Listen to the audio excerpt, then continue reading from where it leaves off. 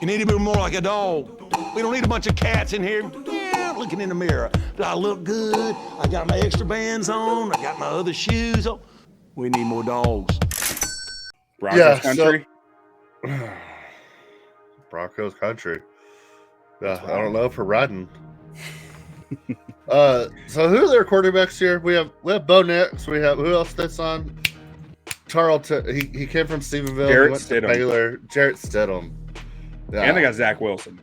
Zach Wilson was one I was thinking of, but I knew Jarrett Stidham was there too. So I mean, we're not even sure Bo Nix is going to start here. I'm pretty sure he's gonna. It might just be a gut feeling, but oh yeah. I mean, Sean Payton went and they got have to his start guy. them. I mean, you look at this team. I mean, I don't hate their offensive line really. No, I just have a question at center, and like I have Wattenberg listed here. It might be Sam Mustipher, which I don't really like either. If I'm them, I'm hoping that Alex Forsythe can become your center, because I really liked Forsythe in the draft. He fell for some reason. It must have been injury, because I can't figure out why it was. Yeah, like where was he from? Oregon. He shut down Georgia. Like, Oregon got destroyed in this game, but he was like the one Oregon player who just had an incredible game against like Jalen Carter, and just he looked. That was awesome. the guy. That was the guy afterwards. They said like Bo Nix was like pounding the table for, or no? Forsythe's the second year guy. There was somebody in the draft. They're like, oh yeah, he just Troy talked so Franklin? highly. Maybe is he an Oregon guy, or did he play with Bo Nix at Auburn? Oregon wide receiver. Oh, okay, yeah. Troy Franklin. But yeah, I knew that. I didn't even think about that. Forsythe was Nix's center at Oregon last year. Like, I think Forsythe is going to be starting at center. Yeah, that wouldn't surprise me at all. Going through the rest of this roster, I mean, I don't hate Courtland Sutton. He's shown flashes, but don't really love it either. Josh Reynolds, Marvin Mims? Mm-hmm. I mean, you got to hope Troy Franklin can play in this offense. I do love Estime coming in out of Notre Dame at running back. Get some here. You know, I've been a big Pookie Williams fan, but I think injuries have hurt him a lot, and I don't think he's the same guy. No, I don't think he's the same guy either, but I don't know, man. I look at this team. I don't have a lot of hope. I mean, Patrick Surtain is top 5 corner in the league, and he's not 5, and he's not 4, and he's probably not 3. Yeah, no, I mean, he's up there for sure. And like, I agree. I look at this team and I'm like, with the right quarterback, I could actually feel pretty good about this offense. But I just don't know if Bo Nix is going to be that guy. And at that point, I'm not sure. Like, Sutton is probably in the back 9 of his career at this point. I think he's done some really nice stuff without any good quarterback play.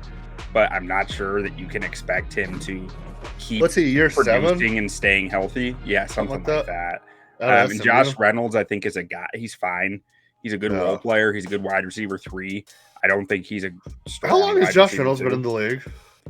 Forever, I feel like. I feel like he entered the league at like 20 or something. I feel like I've been hearing about Josh Reynolds since I was like 12 years old. Since McVay took over with the Rams. I think that's where he got started out. Josh Reynolds he came from Detroit, right? Yeah. Yeah, but he was with the Rams before Detroit. Yeah. I was just trying to get my timeline together, but yeah. But even more than like the offense, I question the defense. Like, yeah, I'm not sure what you really have here that you feel that strong about outside of Surtain and Zach Allen. Like, John Franklin Myers is a good football player, but I don't think he's making anyone better. Where's Justin Simmons going to end up? I think he's still a free agent. No idea. Did he play good last year? I think he played pretty well last year. Still. You think he's gonna just wait till he's just not wanting to go to training camp? He doesn't want to do OTAs, I'm sure. But so I just have question marks all over this roster. Like, I like the offensive line. Quinn Meinerz is my dude. We love Quinn Meinerz. Yeah, I still I was watching some of him a few weeks ago. It was just like, was he North Dakota State? This dude, no, not he was a D3 school. Like he showed up at the Senior Bowl. No one knew who he was, type thing. Wisconsin Whitewater, yeah. I remember they were showing him like backwoods training, like chopping trees down and using them for like the clean and jerk and like No, he's awesome. Like he's the perfect guard, like the way he plays. It's I so bet much he fun loves to Denver. watch. I bet he Yeah. loves. Or I'm assuming he doesn't live in Denver. He probably lives like 30 miles outside of Denver, but I'm sure he loves that. I Good for will him. say I heard a theory about Denver last week that was like last year Sean Payton did not enjoy going to work. He did not enjoy every day because it wasn't his quarterback. It couldn't be his offense. And this year it's Sean his Payton. guy. It's his offense, and he's much more invested in it, which I think could be an interesting Sounds aspect. like a lousy excuse. I think so too. But I think it could be interesting if he's more engaged than he was last year. Ultimately, I think it's hard for me to buy That- like, the guy wasn't engaged when he's an NFL head coach. But And in his first year, and he took the job. I And- can't stand the love that this guy gets. Like, I've always been a Sean Payton guy, but like people act like this is like a top 5 coach of all time. And he's fine. He's better than average. He had a Hall of Fame quarterback for the majority of his career and got 1 Super Bowl out of it. Like, let's pump the brakes here.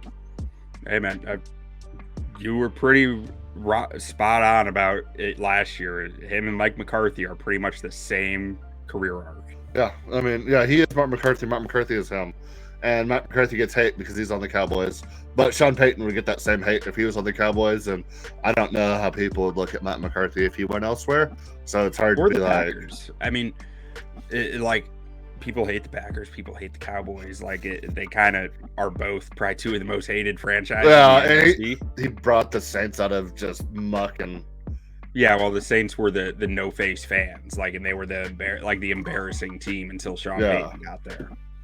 true. I just feel like the media and everything acts like Sean Payton is just like this god amongst men, and he's a fine coach. Like, I would take him over a lot of people, but for it to be coming out of camp or coming out of the office that he wasn't invested because it wasn't his offense, then like they traded draft capital to get you out of retirement, and you accepted the job, and you're gonna say that after the fact, like that's a lousy excuse. I mean, that's just bullshit that it even got reported that was a possibility. Yeah, Not saying that it was. Not saying that's what happened, but just the fact that it was reported. it was put out in the It was put Twitter out, yeah. space, the Twitterverse. just wild. But so let's look at these weapons here. I mean, the wide receiver room leaves me wanting a lot. There's potential there. I mean, there's potential. You don't love with Lil Troy Jordan Humphrey? Franklin. Sean Payton just has his guys, man. He got Lil Jordan Humphrey. He went and got Adam Troutman. He went and got all these guys from the Saints who like never really worked out, but they're his guys. Like, Yeah. and you know, I mean, I don't know. Like, it's fine. None of them are starters, so it's fine. How is Like, nobody I from the get Saints- it, but How does somebody from the Saints organization hit up Sean Payton and be like, "Hey, you want Taysom Hill? We would love to get rid of this contract." they have to have tried. Like, I mean, Greg Dulcich will be back this year. He only played 2 games last year, and he has some nice upside at tight end. So they got that going for him with Troy Franklin and Josh Reynolds and Courtland Sutton. I think Marvin Mims, I liked him a lot last year. I think that there's a chance that there's something more there than what we've seen so far. But again, we're talking about a lot of ifs and maybes, not a lot of sure things here. Edge rusher, I feel like they're really missing some pieces. Drew Sanders just tore his Achilles. what do you He's think out about Jonathan indefinitely. Cooper? I know very little about Jonathan Cooper, if I'm being honest, so I don't feel like I can sit here and say a I whole wanna lot. say I His like stats Jonathan are pretty Cooper. nice. His stats are pretty nice. Same with Nick Yeah. Benito. Yeah, I want to say I like him, but I can't. Such a cookie cutter name that I'm like, am I thinking about the right person? Yeah. But You know, I think I like him. I might be selling their edge room short a little here because between Cooper, Benito, and Browning, I think they do have something from a pass rush perspective. And Zach Allen, combine that with Zach Allen, John Franklin Myers, this D line might have more juice than I'm giving them credit for. I think what's hurting this team the most is that you have an ascending division. You have question marks at quarterback. I'm assuming there's going to be a move for Patrick Surtain. Like, they have to go get draft capital, I feel like. When you have the best corner in the league, it's like, are they going to pay him the best corner in the league money, or would it be better to get the draft capital that somebody would be willing to give up for the best corner in the league? I'm not going to sit here and say that Pat Surtain isn't good because he's freaking awesome, but his stats are surprisingly not as good as I expected them to be. And stats, you know, cornerback can be weird with stats. always. Especially on a team like that, to where It's so hard to judge sometimes, like who a bust was on when you don't know the defensive call, and sometimes it just ends up on the corner when it was probably the safety. And that's what I'm assuming is happening here with his numbers. But I was expecting more from the numbers, which is numbers are flawed. They're not tape. But when you're trying to do 32 teams, you need to rely on the numbers sometimes. You're telling me you're not watching film on all 53-man rosters for all 32 teams? I'll be damned if I'm not trying. I mean, I've watched so many obscure games in preparation for this year. I have a folder of Aiden O'Connell throws on my computer, if that helps. Like, I am full sicko mode this year, but that doesn't mean that I got to every star and every team either. That means I got to basically I go after the biggest question marks. I try to watch the question marks. Yeah. So looking at these futures here, we have over under at 5.5. Under is plus 120. Over is plus or minus 150. We have plus 590 for the playoffs, minus 1,000 to miss the playoffs, plus 2,000 to win the division, plus 7,000 to win the AFC Championship, and plus 15,000 to win the Super Bowl. Honestly, I'm looking at this team. I might take this under 5.5 at plus 120. This schedule is crazy tough. I mean, we've already talked about the division, how tough this division is going to be this year. And a rookie, Bo Nix, that I don't feel like Bo Nix ever elevated any team he was on in college. He was fine, college quarterback. One throw. It was incredible. The legend of Bo Nix. That throw. I'm with you on the under. 5th quarterback taken in the first round, starting on a team that has questions at weapons, questions at center, and questionable defense. He's going to need to score a lot of points, I think, to be able to really overcome this over-under. So I think the under is the safest play here. Yeah. No, and at plus 120, I mean, you're a little bit better than even money. So, yeah, I like that a lot. And we are officially haters, according to Denver fans, I'm sure. Oh, man. First up here, we have them opening up at Seattle. I think Seattle's going to be a tough team this year.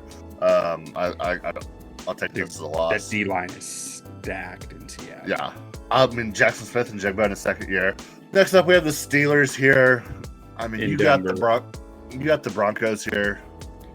I like the Steelers team. I can't see a world where Russell Wilson goes to Denver and wins. I just really struggle to see that.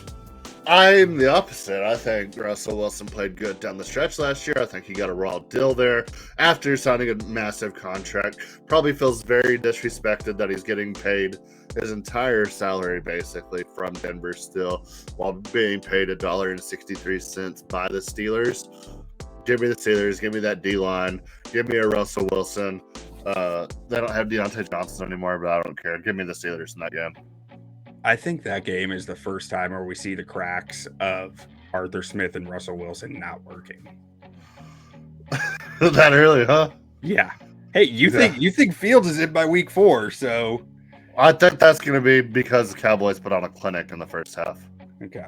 Tampa, I got to give this to Tampa. Going to Tampa.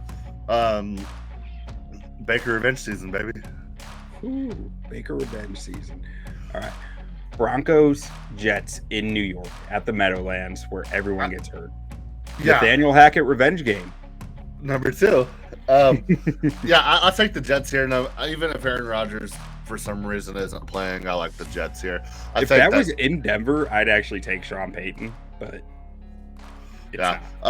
next up, I have the Raiders at Denver beating the Broncos. After that, we have Chargers going to Denver, and we both have them winning. The Chargers. Bo Nix's Auburn debut was versus Justin Herbert. Next up, we have Saints Broncos. You don't even have the Sean Payton nugget here. Let me get that in there. Sean Payton nugget. Revenge? Yeah, is it a revenge game? Because he kind of that's why I have the question mark. Yeah. I like. If anything, I think this is a Saints revenge game. Yes, that's what I was going to say. If anything, these players are going to be like, "Oh, we weren't good enough for you. Like you just quit." Like I like Saints here. You know, I've gone back and At forth home. on this one. Thursday and night football. I'm with you. I'm with in the you. dome, I've literally changed this one like 5 times. Yeah. And I think I'm going Saints. I think you're That- right because it's a Saints revenge game. I didn't think about it from that aspect. Not a and Sean Payton revenge that game. crowd is gonna be nasty. Thursday night football. Yeah. Love that. Carolina here. We got to give the Carolina. Panthers are gonna win some games. I think they can win this game at Denver. Again, I just went with the Denver home field advantage cross country. Like I went with Broncos there. Yeah, we got Denver at Baltimore here. I'm taking Baltimore in this game. Oh yeah, I'm not riding with the Broncos. We both have the Chiefs. Then next up, I'll take Denver winning this home game versus the Falcons. It's going to be probably a noon game or a 3:25 game, but I think that's the game that it kind of gets buried, and then you look up at the end of the day and you're like, oh, Broncos beat the Falcons, and the Falcons are probably going to be like 6-3 going into that game or something, and probably be like plus 350 favorite, or like Broncos are going to be like plus 350 underdogs, plus 400 underdogs to go out there and win it. So next up, Broncos Raiders. I have Broncos here. You have the Raiders. Yeah, this is basically, I'm just saying, 2 teams without a QB. They're splitting home away. We have Broncos at home Monday Night Football versus the Browns. What a terrible game. I'll take the Browns here. This screams Nick Chubb game. I'm going Broncos just because I see quarterback issues. Home team against another team with quarterback issues. I'm going to tend to take the home team. Yeah. Next up, we have the Colts. I will take the Colts here at Denver. According to this, Broncos aren't going to win a home game for me, but Chargers in LA. We both have the Chargers here. And in the season at Cincinnati, I'm going to take the Bengals. And they got one more game against the Chiefs. I kind of want to give this to the Broncos last game of the season. I think. So you're going to put the Chiefs down to 9? No. In real time, whenever we get to this point, I wouldn't be surprised if the Broncos win this game. Yeah. Hopefully, the Chiefs aren't going to have much to play for. I'll leave it for the Chiefs here, but I wouldn't be surprised at all. All right. So here are our. You got the Broncos at 2-15. I've got them at 4-13. I'll give them some more wins than that. Let's go back. Let me give them a couple more wins. I'll give them one more. Let me give them.